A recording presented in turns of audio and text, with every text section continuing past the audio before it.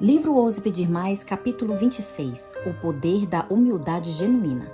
O que poderia ter sido, pode ser. Já percebeu como as crianças pequenas são diretas? Elas não perdem tempo com discussões longas, nem fazem rodeios. Vão direto ao ponto naquilo que querem. E fazem muitas perguntas. Por quê? Porque querem respostas.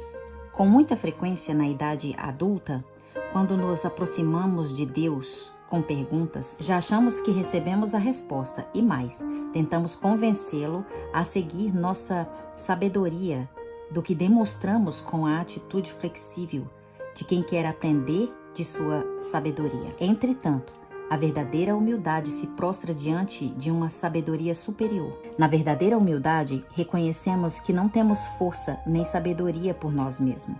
Precisamos depender de Deus, assim como as crianças pequenas dependem dos pais.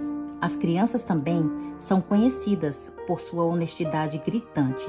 As crianças também são conhecidas por sua honestidade gritante. Já estive com um grupo de crianças que pediram perdão a Deus por seus pecados e foram honestas e diretas e depois consertaram as diferenças umas com as outras. Seu exemplo de humildade levou lágrimas aos olhos dos pais e convenceu o meu coração de sua grande necessidade. De fato, temos muito a aprender com essas crianças. Cristo nos disse: se não vos converterdes e não vos tornardes como criança, de modo algum entrarás no reino do céu. Mateus 18:3. Essa foi uma declaração de significado profundo nos dias de Cristo, mas sabemos que foi um choque para os discípulos, para todos os outros que estavam ouvindo, pois era o contrário do que a cultura ensinava. Até mesmo hoje, o nosso modo humano de pensar não faz sentido se tornar criança novamente.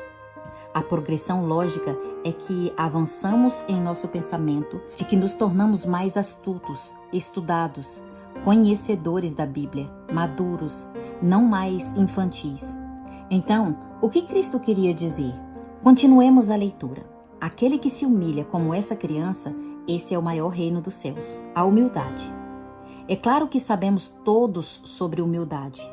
Muitos de nós se orgulham da própria humildade quando as pessoas falam de nós e dizem coisas como: ele é tão humilde. Nosso coração palpita de alegria. Quando alguém pergunta como realizamos algo, respondemos com toda a eloquência, apontando para cima. Não fui eu, foi ele. Não mereço o crédito. Muitas vezes, porém, nosso coração sussurra: sim, mas você trabalhou muito no projeto. Deus não poderia ter feito sem você. A verdadeira humildade, que não produz orgulho de si mesma, é um dom raro que só Deus pode dar. Mas é dessa humildade focada em Cristo que necessitamos desesperadamente. Conforme certo cristão expressou de maneira profunda, a vida cristã só pode ser explicada em termos de Jesus Cristo.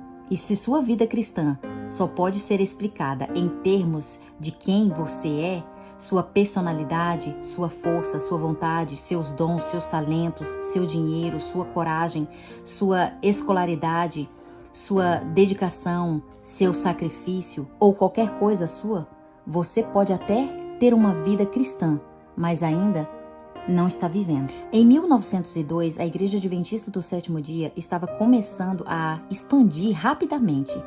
Grandes coisas estavam acontecendo em diversas frentes à medida em que a obra avançava.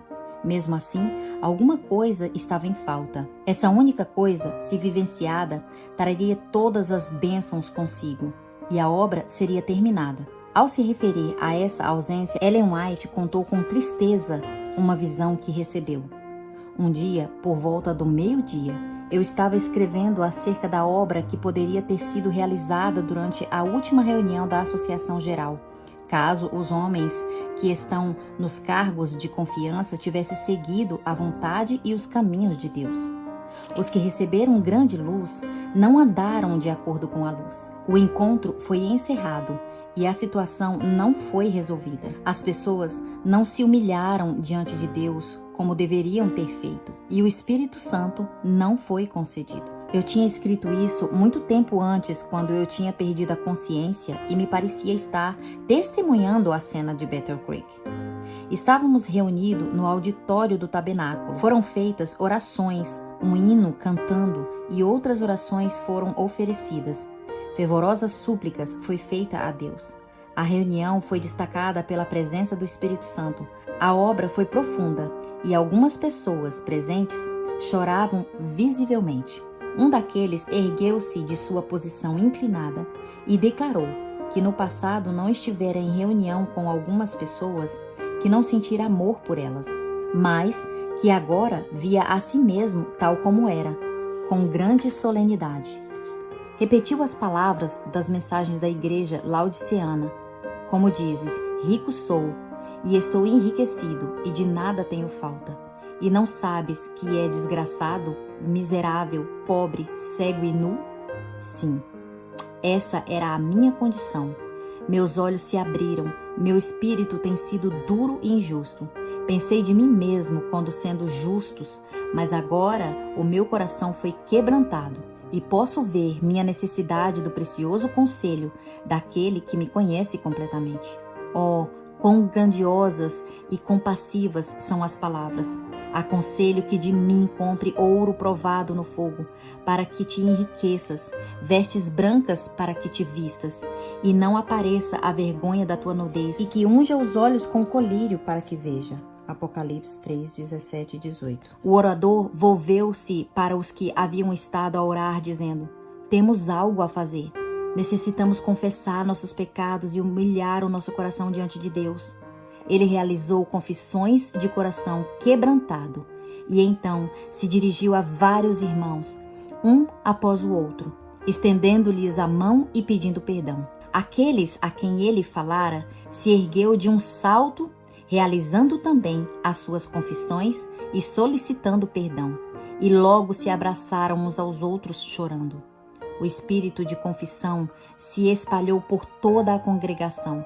Foi uma experiência pentecostal. Ergueram-se louvores a Deus noite adentro, estendendo-se quase até a manhã, e a obra foi realizada. As seguintes palavras foram repetidas muitas vezes, com enunciação bem clara. Eu repreendo e castigo todos que amo. Sê, pois, zeloso e arrepende-te. Eis que estou à porta e bato. Se alguém ouvir a minha voz e abrir a porta, entrarei em sua casa, e com ele cearei, e ele comigo. Apocalipse 3, 19 e 20. Ninguém se orgulhava de ter feito uma confissão sincera, e aqueles que dirigiam essa obra eram os únicos que tinham alguma influência, mas não antes de terem corajosamente confessado seus pecados. Havia uma alegria como nunca antes fora vista no tabernáculo. Então voltei à minha consciência, e por um pouco de tempo não sabia onde estava. A caneta ainda estava em minha mão, e ouvi as seguintes palavras: isso é o que deveria ter acontecido. Deus está esperando para realizar tudo isso pelo seu povo. Todo o céu está esperando para conceder a graça. Eu fiquei imaginando onde poderíamos ter chegado se isso tivesse ocorrido durante as últimas reuniões da Associação Geral. Então a agonia do desapontamento me envolveu quando me apercebi de que aquilo que eu testemunhara não tinha de fato acontecido. Aquilo que poderia ter acontecido não aconteceu em 1902, mas pode acontecer hoje. A Bíblia nos diz: chegai-vos a Deus, e ele se achegará a vós outros. E vós, que sois de ânimo, dobre, limpai o coração. Afligi-vos, levantai e chorai. Converta-se do vosso riso em pranto, e a vossa alegria em tristeza. Humilhai-vos na presença do Senhor, e ele vos exaltará. Conforme outro autor escreveu: é fácil achar que nos humilhamos perante Deus, mas a humildade perante os seres humanos é a única prova suficiente de que a nossa humildade diante de Deus é real. O humilde não sente ciúmes nem inveja. Consegue louvar a Deus quando outros são preferidos e abençoados em sua frente.